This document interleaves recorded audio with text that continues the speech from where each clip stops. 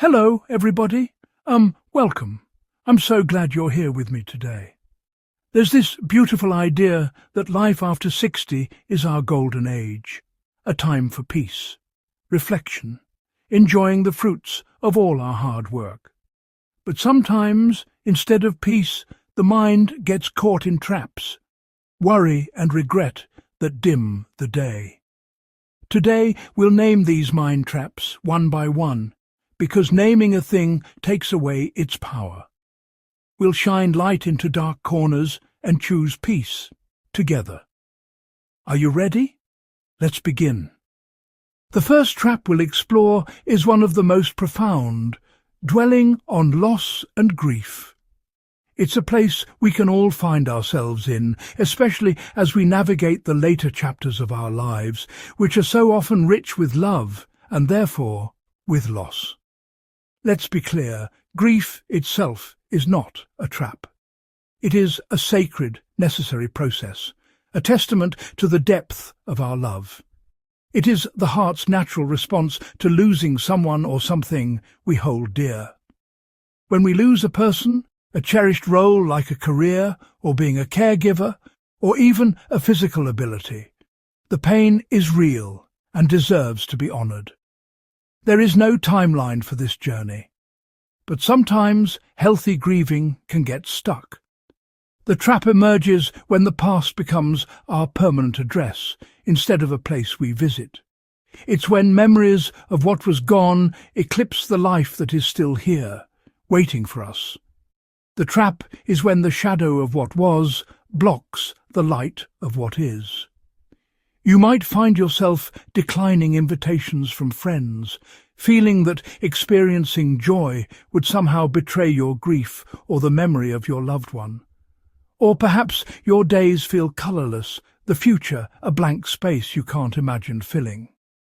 This is the echo of loss, reverberating so loudly it drowns out the quiet hum of the present moment.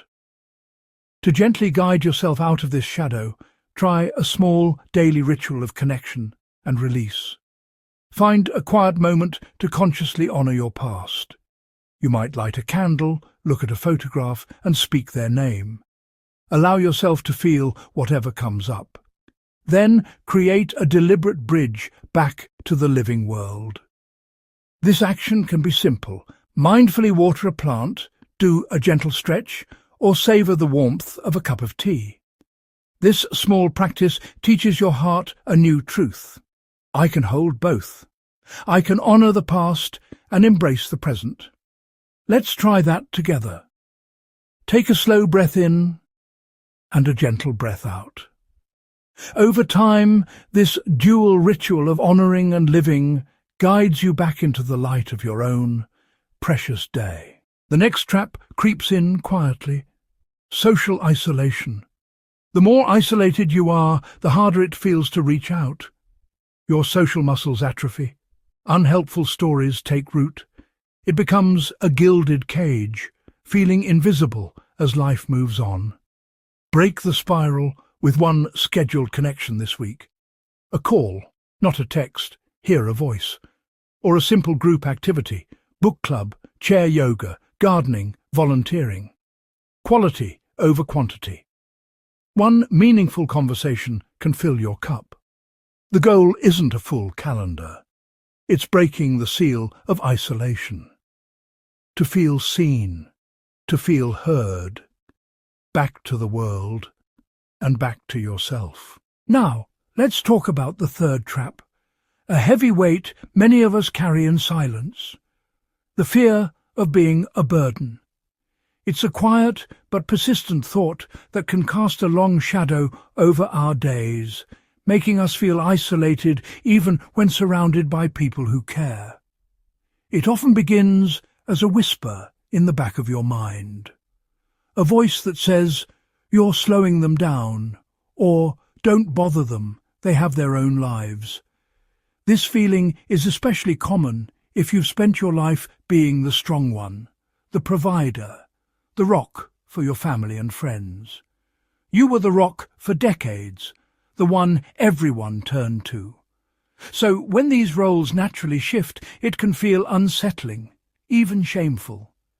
You might hesitate to ask for a ride, for help with a high shelf, or simply for company, fearing you're an inconvenience. So you struggle in silence. You carry all the groceries in one trip, even if it hurts.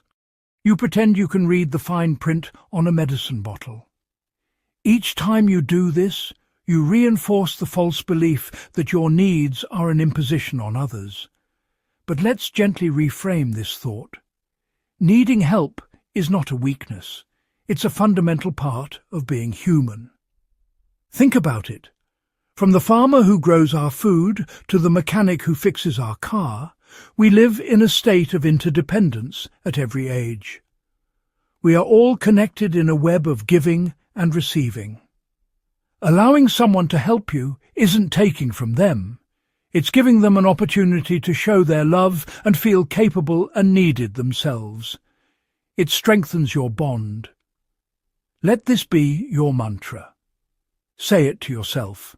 Asking for help is an act of strength. Letting my loved ones help is a gift I give to them. Now take a gentle breath in and out.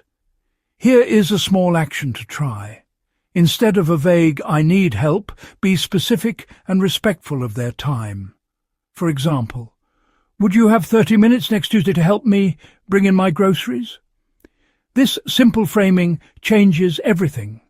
It honours your need and their time, making it a clear, manageable invitation, not a demand. It gives them an easy way to say yes. Start small. Learn to ask for what you need. And just as importantly, learn to receive it with grace.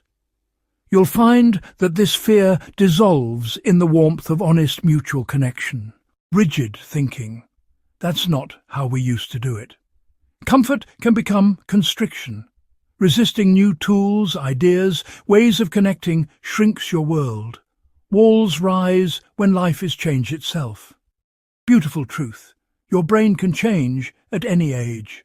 Be the flexible tree, not the brittle twig. When resistance rises, breathe and say, "I am open." One new tea, song, route or video. Goal is to try, not to love. Each try gently stretches your comfort zone. See, we can do new things and still be safe. Constant comparison, thief of joy. Holding your 60, 70, 80-year-old self to 30-year-old standards is unfair. You dismiss the wisdom, resilience, perspective you have today. Don't miss the fruit for the faded flower. You compare their curated feed to your real life. False hierarchy of happiness. Right? Strengths I have today that I didn't have at 30. Name them. Patience, wisdom, forgiveness, humour, joy in small things, intuition. Each morning's first sip. One thing you're grateful for. Simple, real. Train your mind to scan for the good in your life. Now. Comparison fades when gratitude anchors you in your own path. Money worries can become constant background static. Fear of not enough, emergencies, outliving savings. It steals sleep, peace and clarity. Chronic stress floods the body. Cortisol, blood pressure, low mood. This week, one step for clarity. If you avoid numbers, write what comes in and what goes out. If overwhelmed, call an advisor, a savvy family member or a non-profit counsellor. Mantra. In this moment, right now, I am safe. In this moment, I have enough. Return to the present. Think clearly. Act steadily. Practical steps with a calm nervous system. That's how peace begins. Suppressing emotions and refusing help. Taught as virtue. We bottle grief, fear, loneliness, frustration. We say, "I'm fine," while crumbling inside. Suppressed feelings curdle into depression, bitterness, anxiety, even pain. First step, name it out loud. I feel sad. This is anger. I feel lonely. Naming externalizes it. You are not the feeling, You are the feeler. Second step. Share with one trusted source. Spouse, sibling, friend, pastor, therapist. You don't need solutions. You need to be heard. Reaching out is not weakness. It's profound strength. That's how you let the light in. That's how you heal. We've journeyed together and named 7 common mind traps. Dwelling, isolation, burden, rigidity, comparison, worry, suppression. If these names feel familiar, know that you are not alone. They are not signs of weakness, but well-worn paths the mind can take, especially when we're navigating the complexities of life. They are simply habits of thought, and habits can be gently changed. These traps thrive in the dark, in the quiet corners of our minds where we don't let anyone else in. They gain their power in silence, when we don't speak our fears aloud, and they deepen in isolation, when we convince ourselves we are the only ones who feel this way. But the antidote is simple, and it is gentle. It is light. The light of awareness, of simply noticing without judgment. It is one small, tangible action that proves to you that change is possible. And it is connection, reaching out to another person, to nature, or even back to your own resilient heart. The path forward isn't about conquering all 7 traps at once. That would be overwhelming. The invitation here is to choose one. Just one step, one small, intentional movement toward a little more peace. Which trap did you feel in your gut as we named them? Which one made you nod, even slightly? Trust that feeling. Start there. Your intuition is your wisest guide. It could be one call to a friend you haven't spoken to in a while.